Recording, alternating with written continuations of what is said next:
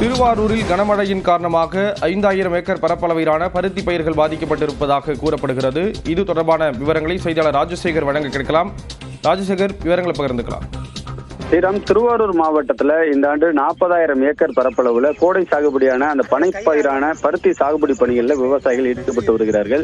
ஏற்கனவே கடந்த 2 மாதத்திற்கு முன்பு பெய்த கனமழையின் காரணமாக 2 தடவை அந்த பருத்தி பயிர் என்பது பாதிக்கப்பட்டது. 3வது முறையாக பருத்தி பயிர் என்பது மாவட்டத்தில் பல்வேறு பகுதிகளில் செய்யப்பட்டு வருகிறது.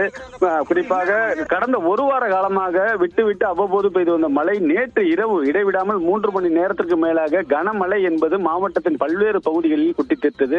இந்த கனமழையின் காரணமாக திருவாரூர் அருகே கமலாபுரம், கண்குடுத்தவனிதம், மோகைப்பேரையூர், கீழமணலி, மேலமணலி, கூத்தாநல்லூர் உள்ளிட்ட பல்வேறு பகுதிகளில் 5000 ஏக்கர் பருத்தி பயிர்கள் முழுவதுமாக மழைநீர் தேங்கி இருக்கிறது. அந்த மழை நீரை தற்பொழுது விவசாயிகளே வடிய வைத்து வருகிறார்கள். அந்த காட்சிகளை நாம் பிரத்யேகமாக பார்த்து வருகிறோம். ஒரு ஏக்கருக்கு 20,000 ரூபாய் விவசாயிகள் இதுவரை செலவு செய்திருக்கிறார்கள். இந்த செலவு செய்த தொகையை தற்பொழுது எடுக்க முடியுமா என்ற சந்தேகம் என்பது எழுந்துள்ளது.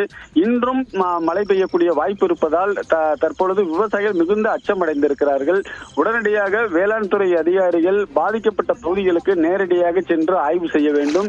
ஏற்கனவே பயிர் காப்பீடு தொகை முழுமையாக கிடைக்கவில்லை என கூறி வரும் நிலையில தற்பொழுது இந்த பருத்திக்கான இழப்பீடு தொகையை உடனடியாக வழங்குவதற்கான நடவடிக்கையை மாவட்ட நிர்வாகம் எடுக்க வேண்டும் என்ற கோரிக்கையை விவசாயிகள் வைத்திருக்கிறார்கள். ஸ்ரீராம், தகவல்களை வழங்கியதற்கு நன்றி ராஜசேகர்.